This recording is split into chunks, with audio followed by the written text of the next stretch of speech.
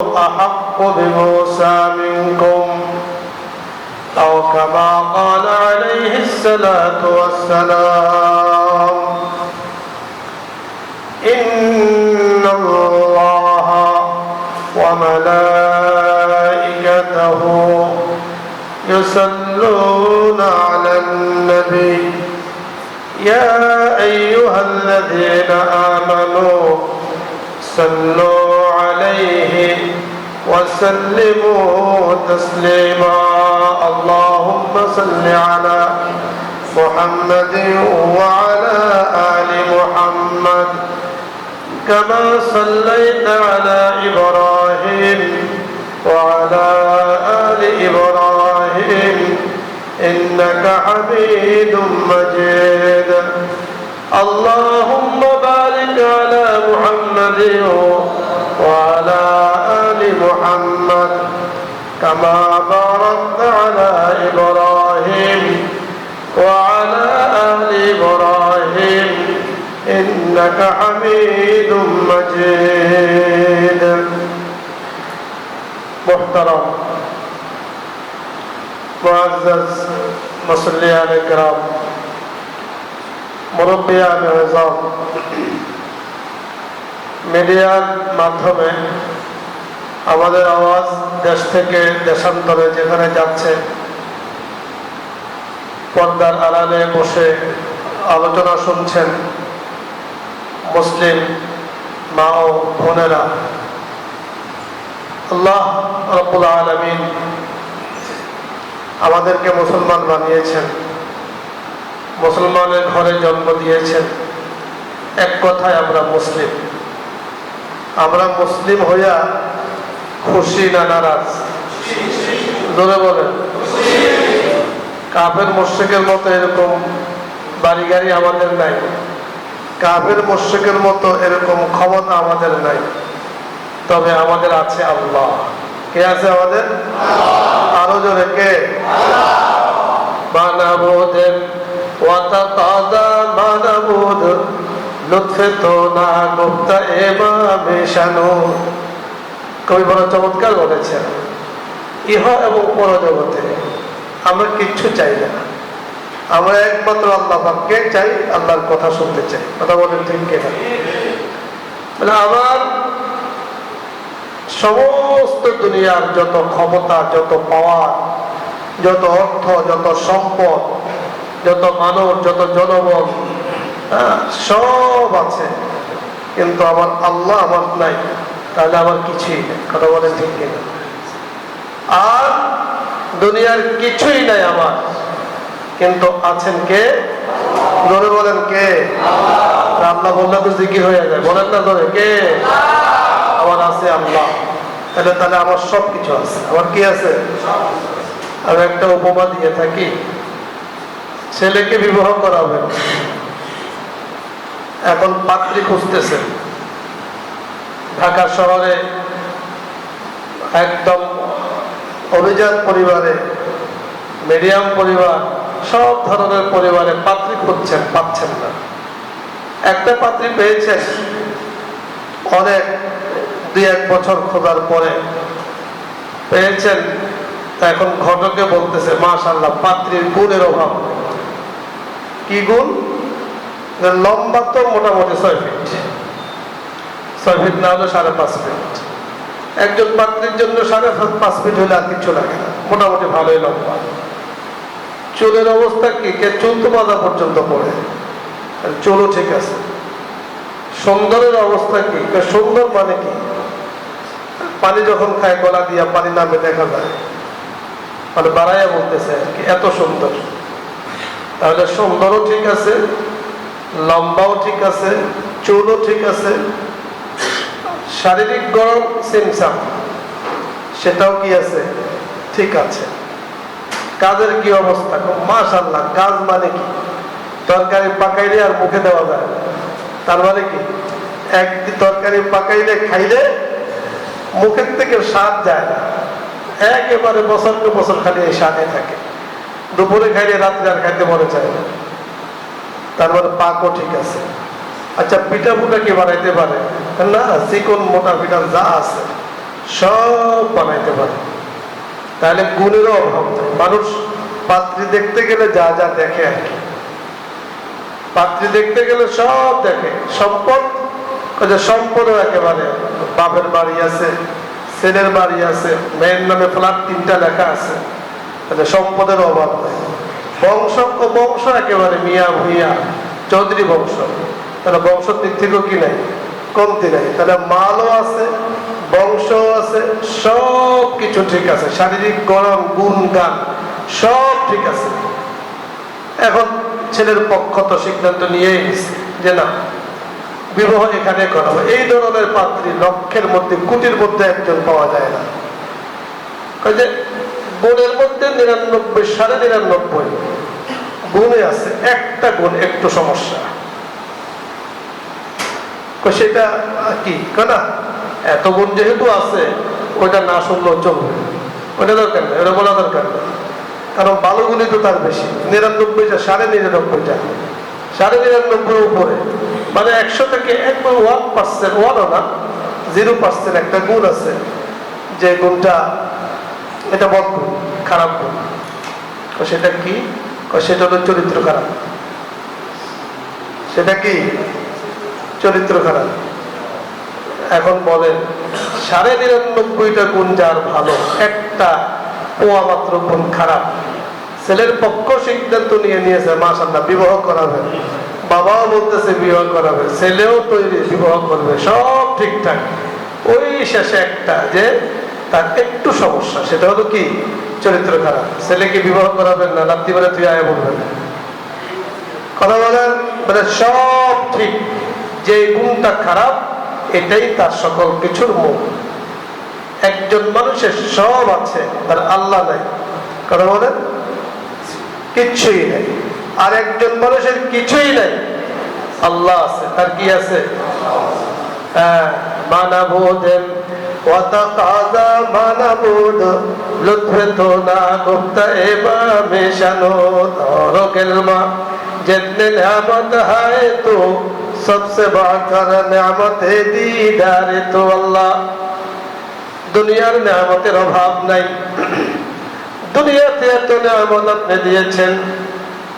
আমরা যখন হাঁটি আপনার নেয়ামত নিয়ে হাঁটি, আমরা যখন কথা বলি আপনার নেয়ামত নিয়ে কথা বলি, আমরা যখন খাবার খাই আপনার নেয়ামত নিয়ে খাবার খাই, আমরা যখন সম্পদ উপার্জন করি আপনার নেয়ামত নিয়ে উপার্জন করি, দুনিয়ার থেকে যখন চলে যাব তখনও আপনার নেয়ামত নিয়ে যাব, কবরে যখন থাকবো আপনার নেয়ামত নিয়ে থাকবো, কবরে যখন থাকবো জান্নাতের সাথে যোগাযোগ হয়ে যাবে, কত হুর, কত গোলাম, কত খাদেম খদ্দাম সেখানে থাকবে, বিভিন্ন অনুষ্ঠান করতে থাকবে, দৌড়াদৌড়ি করতে থাকবে, সব আমি কবরে শুয়ে শুয়ে দেখতে থাকবো।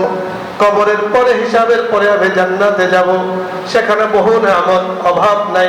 বলে আল্লাহ এমন কিছু নেয়ামত নাই যে নেয়ামত আপনি আমাদের জন্য করেন নাই, কোনো কিছু আমার দরকার নাই, আমি চাই একমাত্র আপনাকে দেখতে। কথা বলেন ঠিক কিনা? হ্যাঁ, আল্লাহ পাককে যদি আপনি পেয়ে যান তো সব আমার, জান্নাত ভি মেরা है, জাহান্নাম ভি है, সব কিছু আমার আল্লাহ, আমার মানে কি সমস্ত কিছুই তো আমার। এজন্য বলতেছিলাম যে আল্লাহ পাক আমাদের মুসলিম বানিয়েছেন, মানে আল্লাহ পাকের মুসলমান শব্দের অর্থ কি? আমাদেরকে বিভিন্ন সময় প্রশ্ন করে অনেকে, ওদের মুসলমান শব্দের অর্থ কি? আমি মুসলিম, আমাদের বুকটা অনেক বড় থাকা দরকার। একজন মুসলমান যদি সামান্যতম ঈমান নিয়েও কবরে যায়, আর পাপের বোঝা বিশাল, কত বিশাল, কত বিশাল বলতে পারেন? 99টা খাতায় আপনার আমার গুনাহ লেখা হবে। এগুলোকে হাদিসের পরিভাষায় বলা হয় সিজিল্লা। 99টা, অর্থাৎ হাত দ্বারাই গুনাহ করেছি, পাও দ্বারাই গুনাহ করেছি, মন দ্বারাই গুনাহ করেছি, চিন্তা দ্বারাই গুনাহ করেছি, কি বলে আরো চোখের দ্বারাই গুনাহ করেছি, মুখের দ্বারা, এই সবগুলো পার্ট বাই পার্ট লেখা থাকবে। তো লিখতে লিখতে লিখবে কে? আপনি, আমি না লিখতে হাত ব্যথা হয়ে যায়, হ্যাঁ, ফেরেশতারা লিখতে হাত ব্যথা হবে, ওনার টিপ দিবে সব অটো হয়ে যায়। এক একটা পাপের বোঝা এত বড় যে 99টা খাতা, এক একটা খাতা কত বড় যে আপনার আমার দৃষ্টি যতটুকু যায়, সামনে যতটুকু যাবে অত লম্বা, উপরে যতটুকু যাবে অত উঁচা, সাইডে যতটুকু যাবে অত পাশ, এরকম 99টা খাতার মধ্যে আপনার আবার বদাবল লেখা থাকবে। আল্লাহ তাআলা বলবেন যে বান্দা ওই যে দেখছো খাতাগুলো, আল্লাহ দেখছি তো, এগুলো কি, এগুলোর ভিতরে কি জানো? আপনি তো ভালো জানেন ভিতরে কি, আমি কেমনে জানবো? এগুলো হলো দুনিয়াতে যত আকাম কুকাম করছো সব এগুলোর মধ্যে আছে। এখন বেটা মনে মনে বলবে, ভাববে যে আমার তো কোনো উপায় নেই, আমি তো জাহান্নামে নিশ্চিত যাবো, কোনো উপায় নেই। আল্লাহ তাআলা বলবেন কি চিন্তা করতেছ? আল্লাহ চিন্তা করতেছে জাহান্নামে যাব। আল্লাহ পাক বলবেন এমন একটা আমল তোমার আমার কাছে পছন্দ হয়েছে, যে আমলের কারণে সামান্যতম ঈমান নিয়ে কবরে এসেছ, আমি আল্লাহ তোমার অপরাধের কারণে তুমি তো জাহান্নামে যাবা, কিন্তু ওই যে সামান্যতম ঈমান নিয়ে কবরে এসেছ, যার কারণে তোমার জন্য ছোট্ট একটা পুরস্কার আমার কাছে আছে। তা আল্লাহ পাক তাকে ধরাইয়া দিবেন ছোট্ট একটা কাগজ, যাও এক পাল্লায় ওই 99টা খাতাকে রাখো। ফেরেশতাকে বলে দিবেন আরেক পাল্লায় ছোট্ট এই কাগজটাকে রাখো। সে আর জিজ্ঞাসা করবে না কাগজের ভেতরে কি, মনে মনে বলবে আল্লাহ আমার সাথে ঠাট্টা করতেছেন। 99টা খাতা এক পাল্লায়, ছোট্ট কাগজ এক পাল্লায়, বলে এই পাল্লার তো কোনো পেলেই থাকবে না 99টা খাতার মোকাবেলায়। যখন রাখা হবে, রাখার পরে মাঝখানে পাল্লা টান দেওয়া হবে, 99টা খাতা যেই পাল্লায় এটা মাটির সাথে লেগে থাকবে, উঠবে না। আর যে পাল্লায় নেকি সেটা উঠে যাবে। সুবহানাল্লাহ। সেটা উঠে যাওয়া মানে হলো সে জান্নাতি, আল্লাহ তাকে জান্নাত দিয়ে দিবেন। মাপার পরে দেখা হবে ওই কাগজের মধ্যে লেখা লা ইলাহা ইল্লাল্লাহু মুহাম্মাদুর রাসূলুল্লাহ। যে কলবের মধ্যে কালিমার মুহাব্বত থাকবে, যে কাগজে কালিমার মুহাব্বত থাকবে, যে চিন্তা ফিকিরের মধ্যে কালিমার মুহাব্বত থাকবে, এক কালিমা নিয়ে যারা এক কালিমা নিয়ে কবরে যাবে, কালিমার বিশ্বাস নিয়ে কবরে যাবে, আমার আল্লাহ ইচ্ছা হয় শুরুতে তাকে জান্নাত দিয়ে দিবেন, ইচ্ছা হয় কিছু আযাব দিয়ে জান্নাতে প্রবেশ করায়া দিবেন। সুবহানাল্লাহ। এটা তো মুসলমানের পুরস্কার। এটা কার পুরস্কার? মুসলমানের পুরস্কার। মুসলমান ছাড়া এই পুরস্কার কোনো কাফির, কোনো মুশরিক পাবে না। আল্লাহর সুন্দর জান্নাত মুসলমানদের জন্য।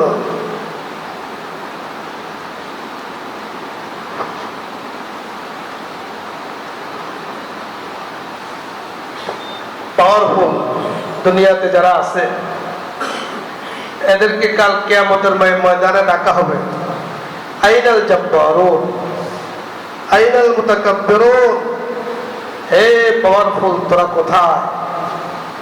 ওদের তো কোনো বেলে থাকবে না। দুনিয়ার মধ্যে এক হুকুমে যুদ্ধ লাগে, আবার হুকুম দিলে যুদ্ধ বন্ধ হয়ে যায়। দুনিয়াটা যাদের হাতের মানে ফুটবলের মতো, ইচ্ছা হয় মারে, ইচ্ছা হয় বন্ধ করে। আল্লাহ পাকের কাছে এর কচু পাতার পানির থেকেও আরো নিকৃষ্ট, এগুলোর কোনো দাম আল্লাহ পাকের কাছে নাই। আল্লাহ পাক এদেরকে আগে ধরবেন। আর আপনার আমার মতো দুর্বল যারা এক আল্লাহর উপরে বিশ্বাস নিয়ে পড়েছিল, আল্লাহ পাক তাদেরকেই পাবেন, তাদেরকে দাম দেবেন, তাদেরকে আগে হিসাব দিয়ে তাদেরকে জান্নাত দিয়ে দেবেন। আল্লাহ পাকের কাছে এগুলোর কোনো দাম নাই। আপনি বলেন এরা তো হলো সামান্য কিছু ক্ষমতার মালিক, তাম দুনিয়ার মালিক। কামাথালিল আনকাবুত, বলে মাকড়সার জালের যেই একটা মাকড়সা জাল বলে দেখা যায় একটু বাতাস লাগলে সেটা পড়ে যায়। আল্লাহ পাকের কাছে এই দুনিয়ার কোনো দাম নাই। এই দুনিয়াটা এর থেকেও আরো নিকৃষ্ট। কচু পাতার মধ্যে পানি থাকতে সামান্যতম বাতাস আসতে যেমন পড়ে যায়, এর থেকেও আরো নিকৃষ্ট হলো দুনিয়া। এই দুনিয়া নিয়েই কত টানাটানি। তো যে কথা বলছিলাম, আল্লাহ পাক মুসলমান বানিয়েছেন, আলহামদুলিল্লাহ। মুসলমান মানেই হইল মুসলমানিত্বের উপরে অটল থাকা, অবিচল থাকা। এর মানে হইল যে আপনি খালি গুনাহ করবেন, যে জান্নাত তো যাবই, তো গুনাহ যা আছে কইরা দেবেন। এটা হলে আবার পিঠাটা সব ডবল খাইতে হবে। তো বুঝা করেছো, তুমি বুঝছো, বুঝার পরও কেন তুমি উল্টায় করলা? বুঝো নাই, ঠিক আছে তুমি বুঝো নাই, কিন্তু বুঝার পরও নামাজ ছাড়া যাবে না এটা তুমি জানো। নামাজ ছাড়লা কেন? হ্যাঁ, ফজরের সময় ঘুমাইয়া থাকা যাবে না, ঘুমাইয়া থাকো কেন? মিথ্যা কথা বলা যাবে না, মিথ্যা কথা বলো কেন? মানুষকে ধোঁকা দেওয়া যাবে না, ধোঁকা দাও কেন? মানুষকে কষ্ট দেওয়া যাবে না, কষ্ট দাও কেন? এটার আলাদা হিসাব হবে। কোনোটা আপনি জানেন না, না জেনে করেছেন, সেটা আল্লাহ তাআলা ইচ্ছা হয় মাফ করে দিতে পারেন। কিন্তু মনে রাখতে হবে, বান্দার হক যদি কেউ নষ্ট করে, আল্লাহ পাক এটাকে কখনো মাফ করেন না, কখনো মাফ করেন না। বান্দার হক কি? সুদের টাকা, এটা বান্দার হক নষ্ট হয়। সুদকে তো আমরা এমন মনে করি আজকাল যে সুদটা কোনো বিষয় না, ইন্টারেস্ট। এটার নাম দিছে কি? ইন্টারেস্ট। সুদের নাম কি? ইন্টারেস্ট। বুঝে? হ্যাঁ, ইন্টারেস্ট মানে খুব সুন্দর নাম দিয়েছে। সুদের নাম সুদ কয় না, ইন্টারেস্ট দেয়, লভ্যাংশ দেয়। সম্পূর্ণ ধোঁকা, ঘুষ, পরের হক নষ্ট হয়। সুদ, পরের হক নষ্ট হয়। জুলুম করে ভাই বোনের হক নষ্ট করা, পরের হক নষ্ট হয়। ইভেন বেচা কিনা করতে গিয়ে দেখা যায় ধোঁকার পন্থা অবলম্বন করে ব্যবসায়ীরা। আমাকে মাঝে মাঝে বলে, হুজুর এই ধরনের পদ্ধতি অবলম্বন না করলে তো ব্যবসা করা যাবে না। কি? যে ওই যে যারা মিস্ত্রি, যারা কন্ট্রাক্টর, এদের সাথে দোকান মালিকের একটা চুক্তি থাকে। তো দোকান মালিকরা এখানে নিয়ে আসে, দাম হলো 5 টাকা, কাগজের মধ্যে দেখা দেয় 8 টাকা। মালিকের থেকে 8 টাকা লয়, হ্যাঁ 5 টাকা দোকানদারে পায়, 3 টাকা কন্ট্রাক্টরে পায়। এই ধরনের শুরুতে নাকি আছে, বিভিন্ন বড় বড় দোকানদার এই ধরনের আছে। সম্পূর্ণরূপে হারাম। মনে রাখবেন, আপনি এই 3 টাকার ব্যবস্থা তাকে করে দেওয়ার কারণে হালাল ব্যবসা হারাম হয়ে গেল, আপনার হালাল ব্যবসা হারাম হয়ে গেল। সুদের টাকা দিয়ে ব্যবসা করেন, পুরো ব্যবসাটাই হারাম। ঘুষের টাকা দিয়ে ব্যবসা করেন, পুরো টাকাটাই হারাম। বান্দার হক নষ্ট করে ব্যবসা করেন, পুরো কাজটাই আপনার হারাম। তাহলে হারাম দ্বারা এই বান্দার হক যে নষ্ট করে, আল্লাহ পাক তাকে কখনো ক্ষমা করেন না, যদি বান্দা তাকে ক্ষমা না করে। এই বান্দাগুলো আপনি কই পাবেন? এত বেশি হক নষ্ট হয়েছে, বান্দাগুলো কই পাবেন? কোন সল ছাতুরি দেখাইয়া মানুষ থেকে টাকা নেওয়া, যেখানে লাগবে 10 টাকা, আপনি বলতেছেন না আমার 20 টাকা খরচ হয়েছে। মিথ্যা কথা। খরচ হলো 10 টাকা, আপনি বলতেছেন আমার 20 টাকা খরচ হয়েছে। আল্লাহু আকবার। আমাদের আলেম ওলামাদের শান, মান, দারুন দেওবন্দের হযরতে ওলামায়ে কেরামের কথা আমরা শুনেছি যে মাদ্রাসায় চাকরি করতেন। তো চাকরির যতটুকু চাকরি করে যতটুকু বেতন বরাদ্দ ওনার জন্য, তো উনি হিসাব করতেন যে আমি এই মাসের মধ্যে কয়দিন আমি ডিউটি দিয়েছি। দেখা গেল যে একদিন কম আছে, তো বেতন তো মাদ্রাসাওয়ালা পুরাটা ওনাকে দিয়ে দিছে। ওই একদিন উনি ডিউটি করেন নাই, একদিনের পয়সা বলতেছে এটাকে কেটে রাখেন, এটা আমার দরকার নেই, এটা আমার দরকার নেই, এটা মাদ্রাসা ফান্ডে জমা দিয়ে দেন। আমি 29 দিনের পয়সা পাই, একদিন আমি পয়সা পাই না। এটা হলো তাকওয়া।